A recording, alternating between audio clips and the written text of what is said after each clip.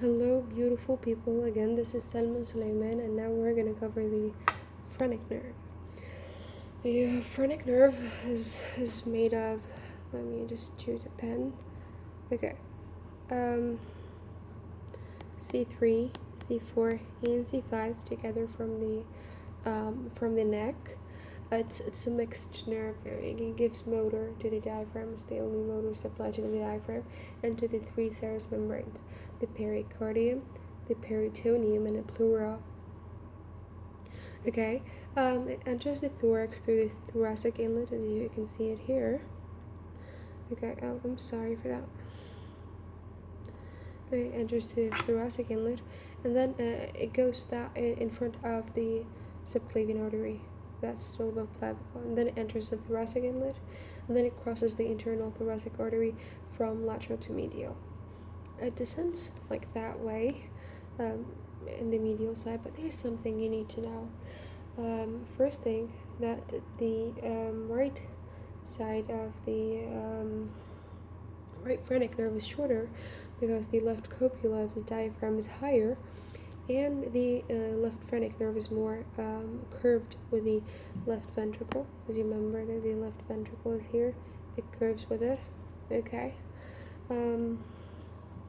One other thing you need to know, that the right phrenic nerve is very much related to a lot of veins, and the left phrenic nerve is related to mostly arteries. Great. So again, the phrenic nerve begins in the neck from C3, 4, and 5, and then enters the thoracic inlet. And don't forget that it's a mixed nerve. It passes it passes through the thoracic inlet, and then it passes in front of the subclavian artery, and then crosses the internal thoracic artery from lateral to medial, and it then descends from the superior and then to the middle mediastinum. Great. It passes in front of the root of the lung. Remember, I always say, who's the king in passing through the hilum, in front of the hilum of the lung? It's always gonna be the phrenic nerve. The phrenic nerve is the one that basically passes in front of the hilum of the lung, so it will always be, so definitely also the root of the lung. So that's an important point. Since it passes in front the hilum of the lung, aka in front of the mediastinal surface of the lung, aka it's like covered with the mediastinal pleura, the one I shaded here with a purple highlighter. The left phrenic nerve actually ends by making it's piercing the left copula of the diaphragm, and the right phrenic nerve basically what it does is like passing through the vena cava opening. So again, beginning and course and end begins from C3, 4, and 5. It's a mixed nerve. It passes through the thoracic inlet in front of the subclavian artery, and then crosses the internal thoracic artery. By the way, don't forget that the internal thoracic artery is from the first part of the subclavian, so that's sort of common sense. It then crosses the internal thoracic artery from lateral to medial, and it passes on the medial aspect. It passes on the medial aspect of the root of the lung, and it passes in front of it, in front of the root of the lung, covered with the mediastinal pleura. Don't forget that it passes from the superior to the middle mediastinum. Great. Left phrenic nerve ends by piercing the left copular diaphragm. The right phrenic nerve ends by passing through the vena cava opening. Relations. The left phrenic nerve, one that is longer, it's related to arteries. So as we can see here, that's the arch of the aorta, so that's the first relation. That's the brachiocephalic vein, left of course, and that's the second relation. Of course we're talking what's medial to it, right? It's on the left aspect of those, or it's like those are medial to the phrenic nerve. Say it the way you want to say it, but it's on the left aspect of the left brachiocephalic vein. Arch of the aorta, left common carotid, left subclavian, left common carotid. And that's it. For the right phrenic nerve, the one that is here, okay, who's that? Right brachiocephalic vein. Who's that? Superior vena cava. Who's that?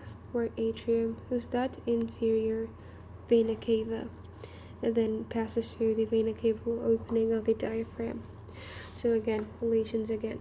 The right phrenic nerve is on the right side of, first thing, right brachiocephalic vein, and then superior vena cava, right atrium, and then inferior vena cava. Then passes and ends by passing through the vena cava opening.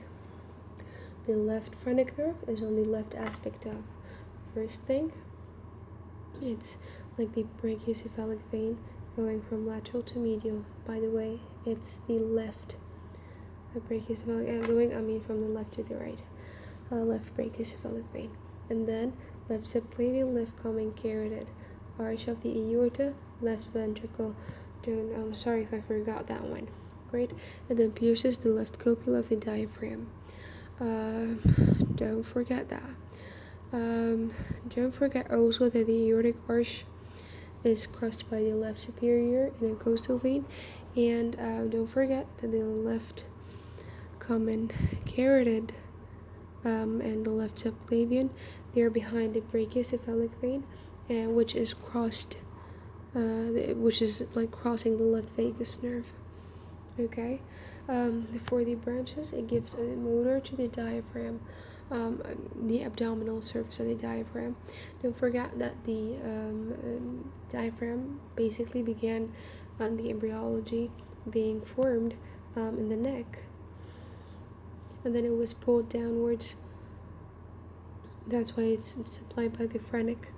It gives like sensory to the three serous membranes. First thing is the pericardium, to the fibrous pericardium, and the parietal serous pericardium.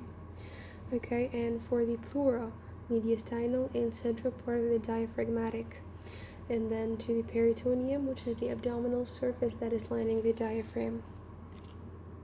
Okay, don't forget all of these. Okay, there's something called in you, an accessory phrenic nerve, where when people used to have something called TB, tuberculosis, they used to cut the phrenic nerve from the root of the neck, so the diaphragm would be paralyzed and the pain would be relieved. So one time they were cutting it, and they found that the diaphragm is still working. Oh, how's that? They found that there's something called the accessory phrenic nerve, where like C3 and 5, like some fibers from C5 are separated, making an accessory phrenic nerve, and then it joins the main course in the end. Okay, so if they cut that part, there's still another accessory joining it, so the diaphragm will still be working. Okay, the phrenic nerve, it joins the phrenic nerve at the level of the first rib. Great. This is how basically to remember the phrenic nerve. So again, quick recap. The phrenic nerve begins from C3, 4, and 5.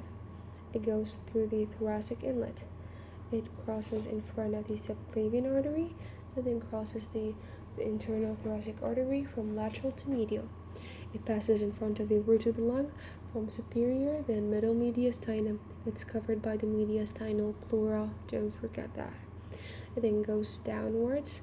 The right phrenic nerve is shorter because the left copula of the diaphragm, right copula, of the diaphragm is higher, and the left phrenic nerve is more curved with the left ventricle and the heart.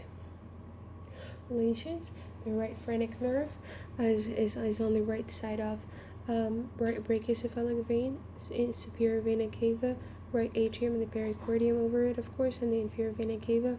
It leaves the thorax by the vena cava opening of the diaphragm. Left phrenic nerve is on the left side of, first thing, left brachiocephalic vein, which is crossed by the vagus. Okay, don't forget that. That's the one that is superficial.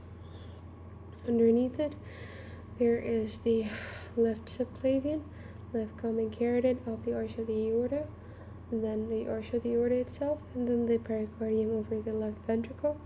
Left phrenic nerve leaves the thorax by piercing the left copula of the diaphragm. Branches. It gives motor branch to the abdominal surface of the diaphragm. As the diaphragm was being formed firstly into the neck, then it was pulled when you were still in embryogenesis. The last thing I want to mention, nor it's the before the last thing, that there's some sensory branches, peritoneum, the parts that are abdominal lining the diaphragm. Pleura, it's the mediastinal and the central part of the diaphragmatic pericardium. That's still so easy. What's it?